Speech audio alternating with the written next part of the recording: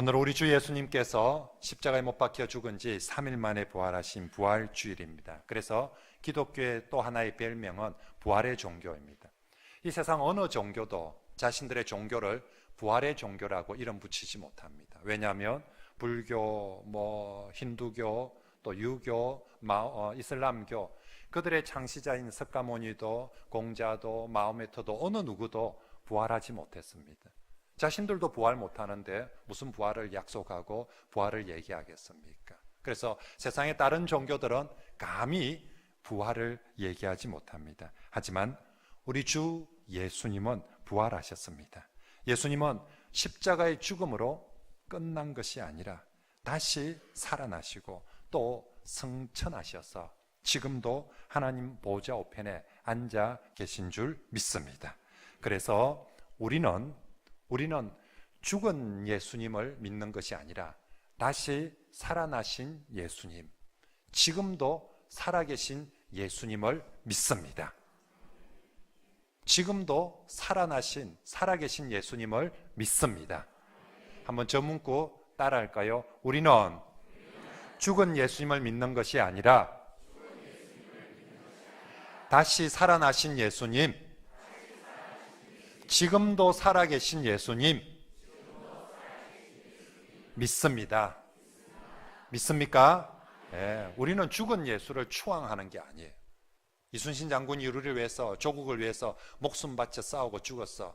그래서 기념하고 추앙하는 것이 아니라 지금도 살아계신, 부활하셔서 지금도 살아계셔서 오늘도 우리의 예배 가운데 함께 하시고 우리의 예배를 연락하시는 그 예수님을, 그 하나님을 믿는 주의 백성들인 줄 믿습니다. 사랑하는 성도 여러분, 예수 그리스도의 부활은 우리가 믿고 전하는 복음, 우리가 믿고 전하는 복음의 핵심입니다. 우리가 읽은 고린도전서 15장 3절부터 4절 말씀은 복음이 무엇인가, 복음 하는데 이 복음이 무엇인가를 가장 잘 요약해 놓은 성경 구절 중에 하나입니다. 15장 1절 말씀해 보시면, 형제들아 내가 너희에게 전한 복음을 다시 너희에게 알게 하노니. 내가 이때까지 여러분들에게 복음을 전했는데 오늘 이 말씀을 통해서 다시 이 복음을 알게 하노니 하면서 3절과 4절에 보니까 내가 받은 게 뭡니까? 복음을 받았어요. 바울도 그리스도를 통하여서 복음을 내가 받은 것을 먼저 너희에게 이 복음을 전하였는데 이 복음이 뭐냐? 성경대로 그리스도께서 우리 죄를 위하여 죽으시고 장사 지낸 바 되었다가 성경대로 사흘 만에 다시 살아나신 것, 이것이 뭐다? 복음이다 라고 말하는 것이지요. 그래서 복음의 핵심은 예수님께서 우리 죄를 위해서 죽으시고 다시 살아나셨다, 이것이 복음의 핵심입니다. 그냥 죽은 것이 아니라 오늘 성경 말씀에 어떻게 죽었다고요? 성경대로 죽으시고 어쩔 수 없어서 억울하게 우연히 사고로 힘없이 죽은 것이 아니라 어떻게 죽으셨다고요? 성경대로, 성경에 약속되어진 대로. 또 살아나실 때도 그냥 우연히 재수로 그냥 갑자기 살아난 것이 아니라 성경대로 사흘 만에 다시 살아나셨습니다. 결국 복음은 예수님의 죽음과 부활의 소식, 우리 인류에게, 우리 대한민국 사람에게 뭐가 가장 기쁜 소식이냐? 우리가 월드컵에서 4강을 갔다, 월드컵 우승을 했다, 아니면 내년 경제 지표가 정말 우리 주가가 내년에는 3,000포인트, 4,000, 5,000, 6,000만, 하여튼 주가가 그만큼 오른다, 미국 지수가 좋아진다, 경기가 좋아질 것이다, 이런 것들이 복음이 아니라 우리 인간에게 하나님께서 하늘로부터 들려지는 가장 복된 소식은 예수 그리스도가 우리를 위해서 죽으셨다, 그리고 죽으신 예수님이 다시 살아나셨다는 것이 우리 인간에게 가장 기쁜 소식, 복음이 되는 줄 믿습니다. 지난 주간 우리가 한 주간 고난주간을 통해서 예수님의 십자가의 죽음에 대해서 묵상했습니다. 예수님의 십자가의 죽으심은 우리에게 너무나도 중요하다고 했습니다. 왜? 예수님이 엄청난 고난을 받았기 때문에 중요한 것이 아니라 바로 저 십자가의 죽음이 우리를 위한 대속의 죽음이었기 때문에 중요한 것이죠. 다시 말하면 저 예수님의 십자가와 나와 상관이 없다며 저 사람이 아무리 고생하면서 죽은들 뭐 그게 어쨌다고요. 근데 예수님이 십자가의 저 죽음이 나의 죄를 용서하는 대속의 죽음, 정말로 저 죽음 때문에 내 죄가 용서받고 구원을 받기 때문에 저 십자가의 죽음이 인간에게 가장 중요한 죽음이고 사건이 되는 줄 믿습니다. 하지만 우리 주 예수 그리스도의 부활이 없다면 예수님의 죽음도 반쪽짜리 복음에 불과할 것입니다. 왜냐하면 저 부활이 없으면 예수님의 십자가의 저 죽음이, 자, 죽은 것까지는 인정을 합니다. 근데 저 죽음이 대속의 죽음이었다는 것을 인정받기가 어렵습니다. 예수님은 분명히 죽었는데 저게 세상 표현으로 개죽음인지, 안 그러면 억울하게 죽은, 누명 써서 죽은 건지, 자기 죄 때문에 죽은 건지, 죽은 거 보니까 뭔 죄가 있겠지, 그걸 어떻게 판가름할 수 있습니까? 예수의 죽음이 정말로 억울한 죽음이나 비참한 죽음이나 죄인의 죽음이 아니라 저것이 인류를 위한 대속의 죽음이었다는 것을 어떻게 정빙할 수 있습니까? 만약에 예수 부활이 없다면 정빙하기가 어렵죠. 여러분, 유대인들은 왜 그렇게 예수님을 안 믿었을까요? 예수님이 그렇게 기적을 행하고 예수님이 그렇게 좋은 설교들을 많이 하셨는데도 불구하고 왜 유대인들은 예수님을 그리스도로 믿지를 못했을까요? 많은 이유가 있지만 그 중에서 가장 결정적인 이유는 그 예수가 십자가에 못 박혀 죽었기 때문입니다. 다시 말하면 나무에 매달려 죽었기 때문입니다. 사람이 살아서 어떻게 하는지는 모르지만 죽을 때 딱 보면 아는데 죽을 때 하필이면 나무에 매달려 죽었습니다. 신명기 21장 23절 말씀에 21, 23 말씀에 나무에 달린 자는 하나님께 저주를 받았습니다 라고 성경에 기록해 놨어요. 그래서 유대인들은, 적어도 구약 성경을 아는 사람은 나무에 달린 죽음을 가장 저주받은 죽음이라고. 그래서 하만과 모로데기 이야기에 높이 들린 짱대에 달린 그 죽음, 가장 저주받은 죽음이라고. 그래서 어떤 인간도 나무에 매달려 죽어서는 안 된다라고 생각을 했습니다. 그런데 예수님이 나무에 매달려 죽었다는 거예요. 나무에 매달려 하나님의 저주받은 죽음인데 어떻게 저런 사람이 메시아가 될 수 있냐는, 그럴 수 없다는, 자기가 이 땅에서 어떤 짓을, 어떤 일을 하고 살았는지 모르지만 죽는 거 보니까 아니라는 거예요. 하필이면 하나님의 저주받은 죽음으로 죽냐는 것입니다. 여러분, 만약에 예수님의 부활이 없다면 나무에 매어 달린 죽은 자가 메시아가 될 수 없다는 유대인의 결론, 유대인의 주장이 맞을 것입니다. 하지만 예수님은 부활하셨습니다. 예수님이 저 나무에 죽은 것으로 끝난 것이 아니라 다시 살아나셨다는 것은 저 예수님의 죽음이 저주의 죽음이 아니라는 것이죠. 저 사람이 하나님께 저주받은 사람이 아니라, 왜? 이 세상에서 부활한 사람이 없는데 하나님이 유독 딱 한 사람을 부활시키는데 하나님이 저주받은 사람을 부활시킬 리가 만무하다는 것입니다. 하나님이 이 땅 가운데서 딱 한 사람을 부활을 지금 시키고 있는데 저주받은 사람을 부활을 시키겠어요? 어림도 없는 이야기인 거죠.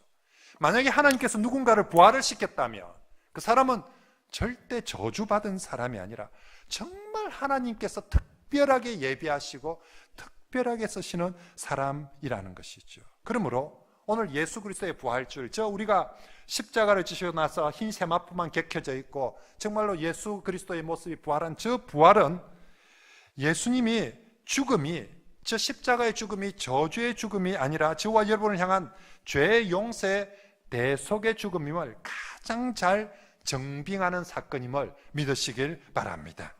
그러므로 우린 예수 그리스도의 십자가뿐만 아니라 예수님의 부활을 보면서 와, 진짜 저 부활을 보니까 내 죄가 진짜 대속받았구나, 저 죽음을 통해서 내 죄가 정말 용서받고 내가 하나님의 자녀가 되었구나라는 것을 부활을 통해서 더욱더 확정하시길 바랍니다.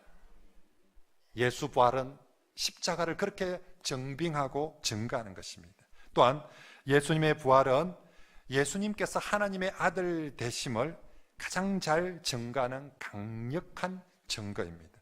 물론 우리 예수님이 땅에 계시면서 많은 기적도 행하시고 능력을 베푸셔서 하나님의 아들이심을 증명하지만 사실은 당시에 예수님 말고도 능력을 행하는 사람들은 꽤 있었습니다. 마술사들도 자신들의 능력을 보여서 사람들을 현혹하고, 또 귀신에 사로잡혀서 귀신의 능력으로 능력을 행하는 사람들도 있었습니다. 하지만 부활은 어느 마술사나 어느 귀신의 능력, 부활은 아무도 상상할 수도 없는 일이고, 또 그것을 실현할 수도 꿈꿀 수도 없는 그런 일이었습니다. 오직 하나님께서 하나님의 아들에게만 가능하게 하는 것, 그것이 바로 부활인 줄 믿습니다. 그래서 로마서 1장 4절에는 이렇게 선포합니다. 같이 읽어봅니다. 시작. 성결의 영으로는 죽은 자들 가운데서 부활하여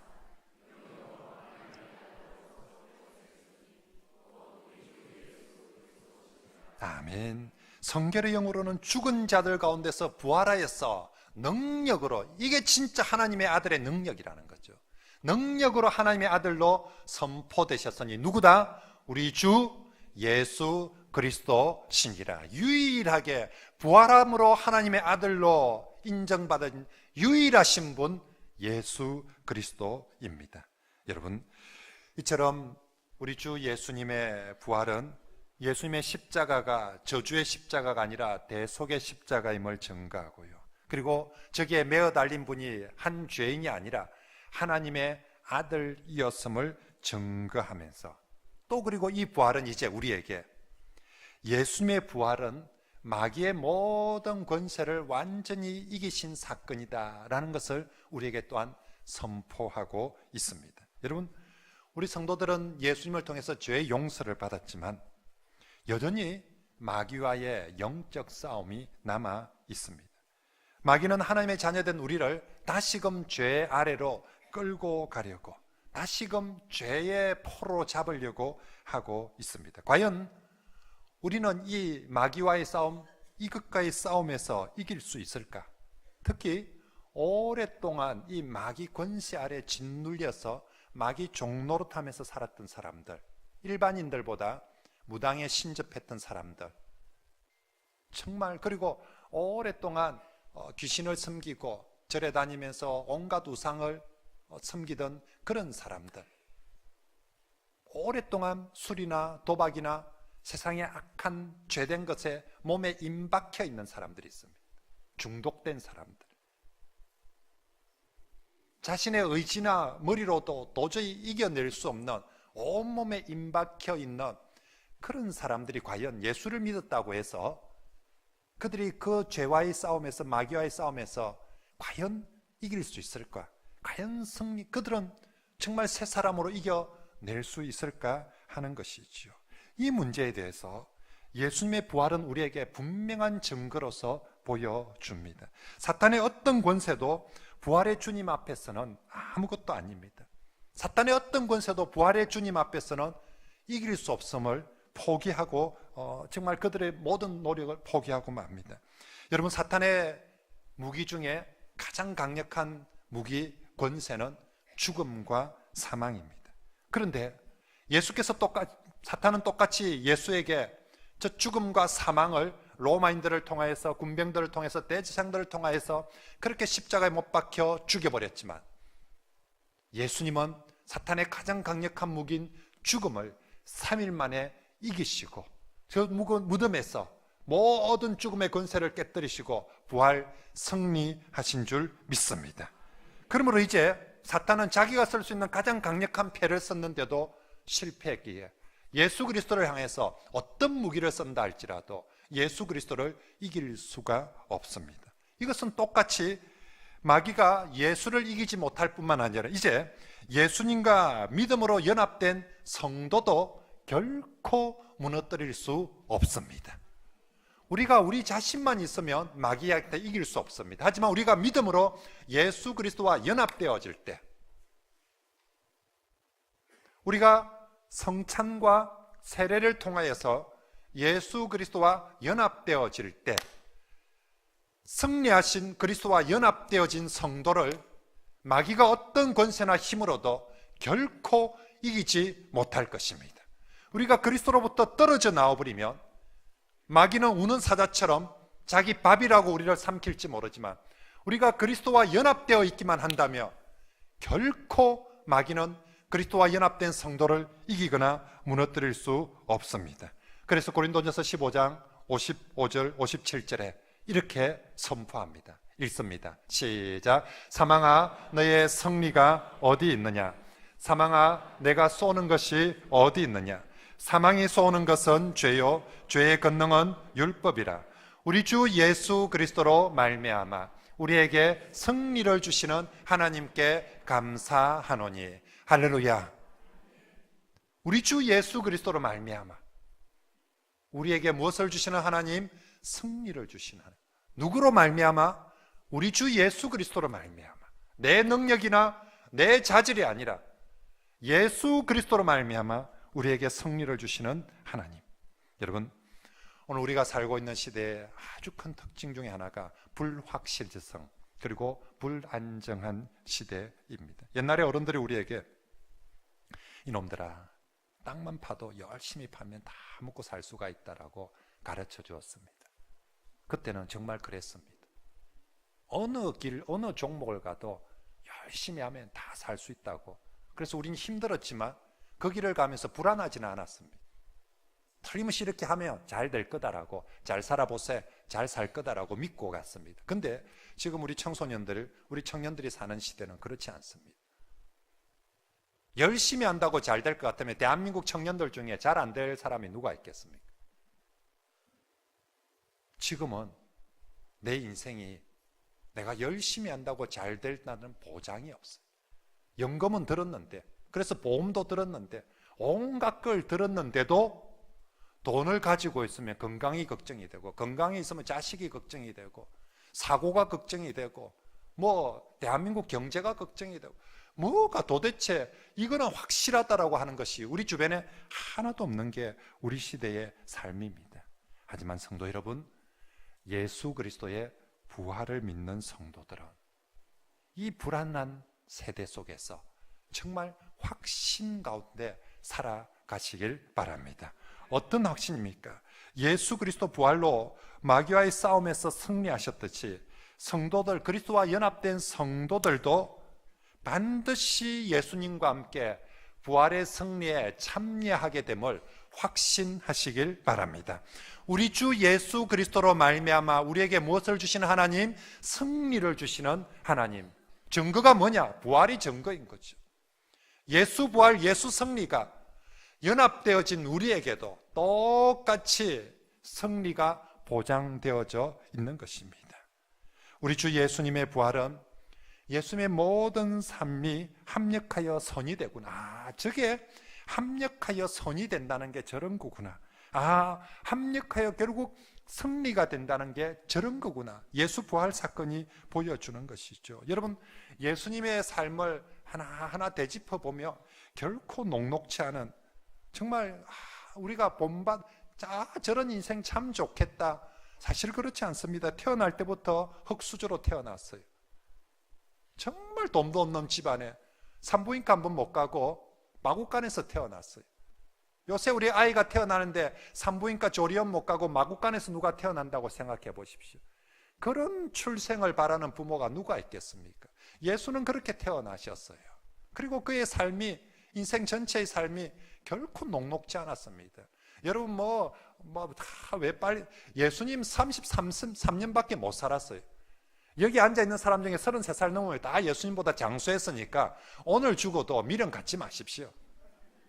우리가 예수님보다 오래 사는데, 예수님 꼴랑 33년밖에 못 사셨는데 그 33년도 전부 다 고난이고 마지막 죽을 때도 우리는 편안하게 잠들게 해주십시오 하는데, 예수님 죽을 때 편안하게 잠드는 것이 아니라 배신과 조롱과 고통과 그 모든 멸시들을 다 짊어지는, 그래서 그냥 한 인생 살아보며 정말 비참하고 불쌍한 인생이 예수 그리스도의 인생이었습니다. 하지만 이 예수 그리스도의 모든 삶을 아름답게 성화시키는 것, 예수님의 부활, 예수님의 부활은 예수님의 모든 생애를 승리로, 아름다움으로 성화시키게 됩니다. 여러분, 우리가 알고 있는 우리 주변에 정주영 회장 옛날에 현대그룹에 초등학교도 제대로 못 나왔다 하지 않습니까? 뻔하죠. 얼마나 가난했으면, 얼마나 못 살았으며, 얼마나 흙수저로 태어났으며 초등학교를 제대로 못 다닙니까? 근데 현대그룹의 회장이 되고 나니까 초등학교도 제대로 못 나온 것이 허물입니까? 아니면 쓰디쓴 아픔입니까? 아니죠. 승리한 사람에게 주는 또 하나의 면류관입니다. 승리한 사람에게 주어지는 또 하나의 자랑이 되는 거예요. 김연아 선수가 올림픽에서 금메달을 따기까지 얼마나 많이 그 아이스링크장에서, 빙상장에서 넘어지고 쓰러지고 깨어지고 좌절하고 실패했다고 합니까? 그런데 올림픽에 금메달을 따고 나니까 그 넘어졌던 것이, 그 깨어졌던 것이, 그 쓰러진 것이 그 금메달을 빛나주는 영광이 되었던 거죠. 예수 그리스도에게도 마찬가지입니다. 만약에 예수님의 부활이 없다면 사람들 보기에 저 십자가가 좋을 리가 없습니다. 저렇게 불쌍한 인생이 없습니다. 그런데 예수 부활이 있었기 때문에 저 십자가가 이 땅에서의 십자가 중에서 가장 영광스러운 십자가가 되어지는 줄 믿습니다. 예수님이 걸어가셨던 그 낮은 출생에서부터 모든 고난의 삶조차도 부활했기 때문에 그 모든 것이 가장 아름다운 사건으로 성화되어지는 거죠. 그건 우리도 마찬가지입니다. 예수를 믿는 우리 그리스도인들, 성도들도 이 땅에서 참 많은 수고와 고난과 아픔을 겪습니다. 심지어 예수를 믿고 난 이후에도 여전히 고난과 어려움과 아픔들은 더욱 많을 수 있습니다. 하지만 그럼에도 불구하고 내 인생이 실패한 인생이 되지 않는 것, 내가 그런 고난과 어려움 속에서 삶에서도 불구하고 이 모든 내 고생이 개고생이 아니라 정말로 아름다운 승리로 성화될 수 있는 것, 그것은 바로 예수의 부활과 같이 우리에게도 부활이 약속되고 보장되어지기 때문임을 믿으시길 바랍니다. 여러분, 정말로 우리가 세상에서 정주행처럼 또 김연아처럼 부자가 되거나 성공해서 우리의 모든 고난이 성화되어지는 것이 아니라 하나님은 그리스도인들이 예수 그리스도와 함께 부활함으로써 우리의 모든 수고가, 우리의 모든 고난이 개고생으로 끝나는 것이 아니라 승리로, 아름다움으로 성화되도록 해주시는 줄 믿습니다.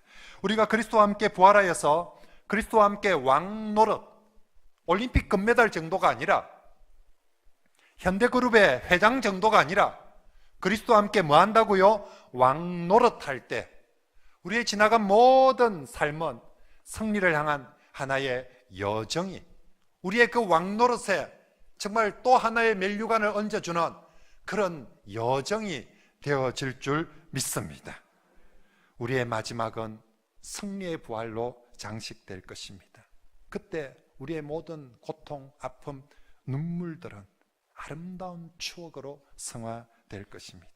성경은 우리의 부활과 승리를 확실하게 보여주기 위해서 예수님을 부활의 첫 열매라고 소개합니다. 첫 열매, 이 무화과 나무의 첫 열매를 그림으로 그리면서 하거든요. 무화과가 첫 열매가 맺고 나면 그 다음에 있죠. 10월 달까지 얼마나 많은 무화과 열매를 맺는지 모릅니다. 예수님은 첫 열매라고 할 때 그 다음 열매가 있을 것이라는 거죠. 그 다음 열매가 조금이 아니라 무화과처럼 많이 열매 맺을 것이라는 것입니다. 그 다음 열매가 누구입니까? 바로 저와 여러분들 성도인 줄 믿습니다. 어떤 열매를 맺습니까? 첫 열매가 무슨 열매? 부활의 열매입니다. 그러므로 다음 열매도, 첫 열매는 부활의 열매인데 그 다음에는 실패의 열매, 그 다음에는 멸망의 열매 맺지 않는다는 것입니다. 첫 열매가 부활의 열매 맺으니까 그 다음 것도 부활의 열매, 그 다음도 모두 부활의 승리의 열매를 맺게 될 줄 믿습니다. 그래서 20절부터 22절에 이렇게 말씀하는 것입니다. 같이 읽습니다. 시작. 그러나 이제 그리스도께서 죽은 자 가운데서 다시 살아나사 사망이 한 사람으로 말미암았으니 죽은 자의 부활도 한 사람으로 말미암는도다. 아담 안에서 모든 사람이 죽은 것 같이 그리스도 안에서 모든 사람이 그리스도 안에서 모든 사람이 무엇을? 삶을 얻으리라. 예, 정말 그분이 부활하심으로 보여주셨습니다. 이런 거다라고. 이게 승리다. 그리고 우리에게 다음 열매를, 그러면서 그리스도 아담 안에 있을 때는 모두가 죽었지만 그리스도와 연합되어지고 그리스도에게 접붙여지며 그리스도처럼 부활하여서 삶을 얻으리라. 저기 삶을 얻으리라는 그냥 생명이 좀 더 오래 연장되는 것이 아니라 그리스도처럼 승리하는 삶을 얻게 되는 줄 믿습니다. 우린 철저하게 그리스도처럼이거든요. 그리스도의 삶은 부활을 통해서 승리하는 삶이 되었던 것처럼 우리도 다음 열매, 바로 부활에 승리하는 삶을 얻게 될 것입니다. 아담 안에서는 모두가 죽었지만 그리스도와 안에서 엔 그리스도를 부르며 엔 그리스도로 살아간 사람에게 그리스도와 함께 승리의 삶을 얻게 될 것입니다. 그러므로 부활을 믿고 부활을 보장받은 성도는 나의 모든 삶이 승리의 삶으로 보장받게 되어져 있음을 믿으시길 바랍니다. 역전성 알죠? 역전성. 예수 부활 역전성이에요. 우리 인생 지금 고생하는 것 같아도 예수 안에 있으면 역전성 하게 된다는 거죠. 역전성 알고 내 인생을 보면, 저는 롯데 야구 봐도 이겼다 하는 날만 그날 하이라이트 봅니다. 진 날 보면 내가 열이 올라가지고 그래가지고 이긴 날만 봅니다. 이긴 날 하이라이트를 볼 때 있죠. 선수들이 실수도 합니다. 또 먼저 저쪽 상대팀이 점수를 내가지고 우리가 점수 차이가 엄청 많이 나서 근데 제 마음속에 하나도 낙심이 안 돼요. 우리 실수하는 것도 좀 점수 주는 것도 여유 있게 봅니다. 왜? 역전해서 이긴 거 내가 알고 보거든요. 그래서 어떤 식으로 역전이 될까 그게 궁금을 해서 끝까지 보는 거예요. 그래서 우리 인생이 그런 거죠. 마지막 부활의 승리가 보장되어져 있는 인생, 알고 보는 드라마예요. 알고 보는 경기에 내 인생은. 그래서 오늘 내 좀 더 넘어질 수 있어요. 에러할 수 있어요. 점수 줄 수 있어요. 실패할 수 있어요. 근데 결론은 어떻게 된다? 승리하는 거예요. 누구에 의해서? 그리스도에 의해서. 내 자질로 봐서 저래가 저게 되겠나 싶은데 그리스도에 의해서 결국은 승리하게 될 것이므로 오늘 나의 넘어짐이, 오늘 나의 고난이, 아픔이 결코 성도들을 좌절하게 하거나 넘어지게 하지 못합니다. 부활하신 예수 그리스도 승리를 보면서 나의 부활의 승리를 믿으시길 바랍니다. 승리의 보장입니다. 자, 이제 마지막으로 예수 부활은, 그리고 나의 부활은 먼 미래의 부활, 그것을 믿습니다. 그걸로 끝나는 것이 아니라 부활하여서 살아계신 주님은 오늘도 우리에게 사실은 이 부활의 능력과 부활의 기쁨을 주시기를 원한다는 거죠. 부활의 승리가 내일이 아니라 오늘 나의 부활의 승리가 되도록 하는 것, 오늘 나의 부활이 되도록 하는 것, 이것이 성령께서 오늘 우리에게 주시고 싶은 은혜입니다. 여러분, 부활하신 주님은 우리를 먼 미래에만 만나고 싶어 하시겠습니까? 부활하신 주님은 우리를 먼 미래에서만 이 부활의 은혜와 능력을 주고 싶어 하시겠습니까? 아니에요. 부활하신 그 주님은 오늘도 내게 이 부활을 맛보게 해주고 싶은 줄 믿습니다. 사도 바울이 여러분 그 어려운 여건 속에서도 어떻게 승리의 삶, 능력의 삶을 살았습니까? 자신의 능력이 뛰어나서 그렇습니까? 가는 곳마다 돈이 많아서 그렇습니까? 아니에요.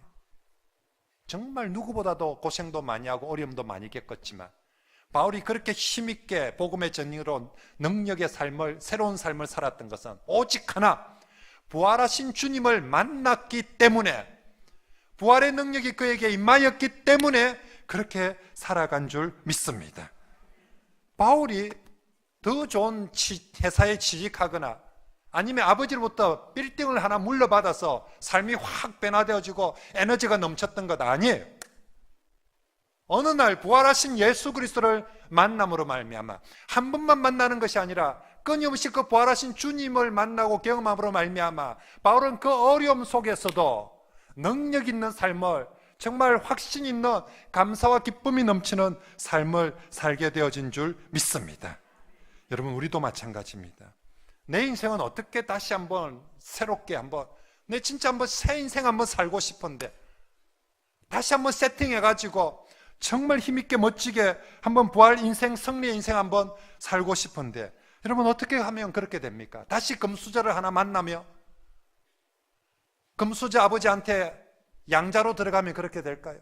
아니면 내 다시 한번 학력고사 쳐서, 대입수능고사 쳐서 다시 한번 내 좋은 대학에만 갈 수 있다며, 다시 한번 내 대기업에만 취직할 수 있다며, 다시 한번 공무원이 될 수 있다며 내 인생이 다시 새롭게 되고 부활될 수 있겠습니까?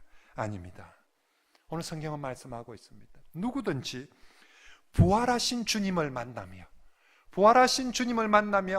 내가 아무리 나이가 많은 사람이라 할지라도, 아무리 배운 것이 없어도, 아무리 가난한 사람이라 할지라도 부활의 주님을 만나며 부활의 능력을 맛보게 될 줄 믿습니다.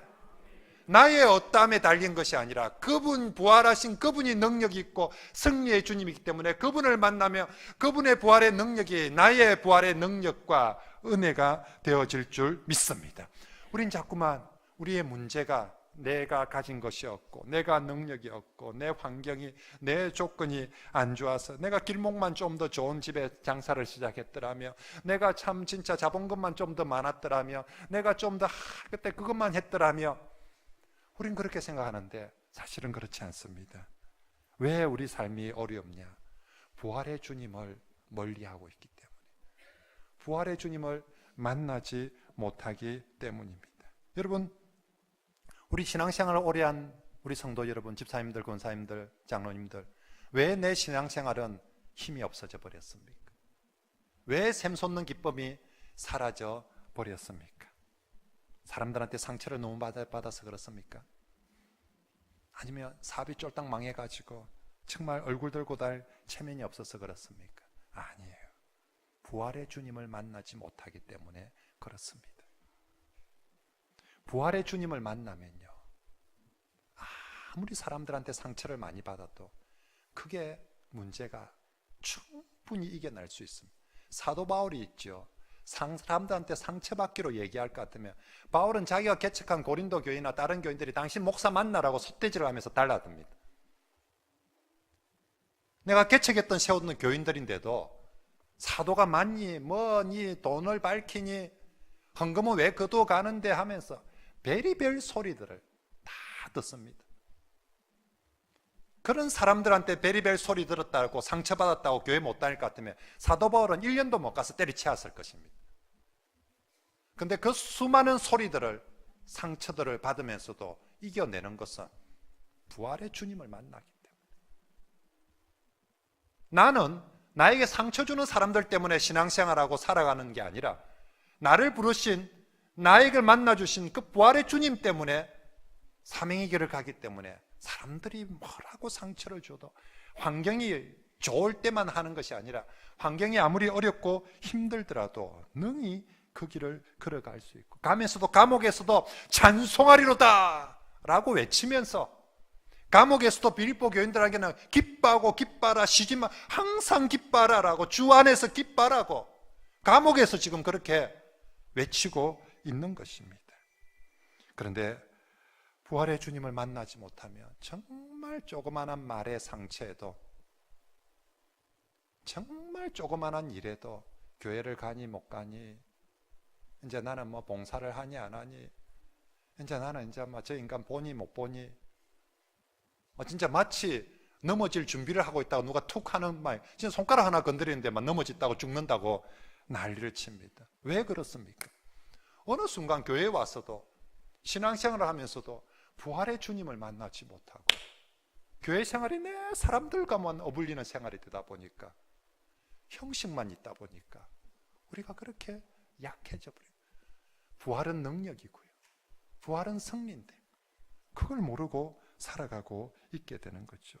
사랑하는 성도 여러분, 우리가 오늘 부활주일, 예수 부활, 나의 부활, 어떻게 그러면 정말 부활의 주님을 만나고 그 부활이 나의 부활이 될 수 있습니까? 여러 가지 방법이 있겠지만 그 중에서 가장 중요한 것은 내가 죽어야 됩니다. 부활은 언제나 죽음이 있어야만이 부활이 있는 거예요. 아무리 예수님이 능력이 많대도 죽지 않고서는 부활할 수 없습니다. 부활하려면 반드시 전제 조건이 죽었을 때만 부활이란 것은 있게 되는 것입니다. 내 자아가 내 안에서 죽지 않으며 예수 부활이 나의 부활이 될 수 없는 거죠. 부활하신 주님이 내 가운데 임하지 못하고 살아나지 못하는 것입니다. 그래서 갈라디아서 2장 10절에 사도 바울이 철저하게 고백합니다. 같이 해볼까요? 시작. 내가 그리스도와 함께 십자가에 못 박혔나니 오직 내 안에 그리스도께서 사시는 것이라. 아멘. 내가 죽으니까, 나는 이제 그리스도와 함께 십자가에 못 박혀 죽으니까 이제 내가 사는 것이 아니라 내 안에 부활하신 그리스도께서 사시는 것이다. 내 안에 부활하신 그리스도를 내가 만나니까 내가 오늘도 은혜 가운데 힘있게 상경을 읽고 사람들은 내게 시험을 주고 상처를 준다 할지만 그래도 나는 오늘 주의 길을 간다라고 가는 거죠. 여러분, 이 부활절 정말 2000년 전 역사 속에 일어난 부활이 그것이 오늘 나에게도 이루어지는 예수 부활, 나의 부활이 되기 위해서 옛 나의 자아가 죽어야 돼. 내 성질이 죽어야 돼. 내 고집이 죽어야 돼. 내 생각이 죽어야 돼. 내 억울함, 내 서러움, 내 분노, 그런 것들이 죽어야 돼.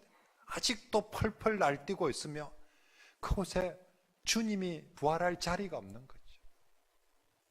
그곳에 삐집고 들어갈 틈이 없는 것입니다. 여러분, 사도 바울은 자신이 이 부활의 주님을 다메섹 도상에서 한 번만 만나는 것이 아니라 늘 부활하신 주님을 만나고 그가 경험하고, 아, 내가 죽어야 부활하신 주님이 내 가운데 임하시구나, 부활의 능력이 나타나고, 그거 깨닫고 나니까 사도 바울이 이 고백을 합니다. 나는 날마다 마노라 죽노라. 이 사람 무슨 죽음 예찬론자입니까? 무슨 얘기입니까? 내가 죽으니까 예수님이 부활하더라는 거예요. 내 삶 안에. 이게 너무 놀라우니까 나는 날마다 죽노라.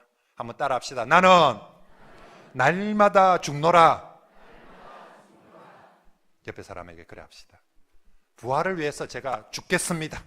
한번 그렇게 인사합시다. 옆에 사람에게. 시작. 부활을 위해서 제가 죽겠습니다. 얼굴 반호 있어요. 또 나중에 살아가지고 꽐 지르고 막 설치고 날치며 딱 해서 니 그때 죽는다며. 성도 여러분, 정말로 부활주일, 예수님이 부활하셨다는 것을 우리에게 보여줍니다. 그런데 부활하신 주님은 자신만 부활하는 것이 아니라 자기가 첫 열매고, 우리도 오늘 우리에게도 부활을 주고 싶어 합니다. 우리가 저 죽음 너머의 부활도 있지만 오늘 우리 삶 속에서도 예수 부활, 나의 부활이 되도록 해 주십니다. 정말로 이번 부활주일을 통해서 진실로 예수 부활이 나의 부활이 되기를 축복합니다. 그러기 위해서 나는 죽고 예수로 사는 삶. 나는 죽고, 나는 죽으면 내 마지막 남은 자존심인데, 목사님 제 마지막 내 이 자존심 때문에 이때까지 살아왔는데 이 마지막 남은 자존심까지 내려놓으란 말입니까?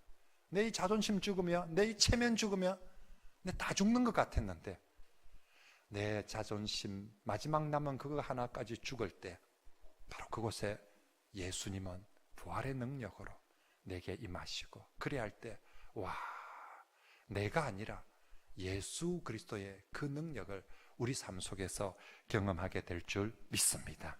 이번 부활주일이 우리에게 그런 전환점이 꼭 되시길 축복합니다.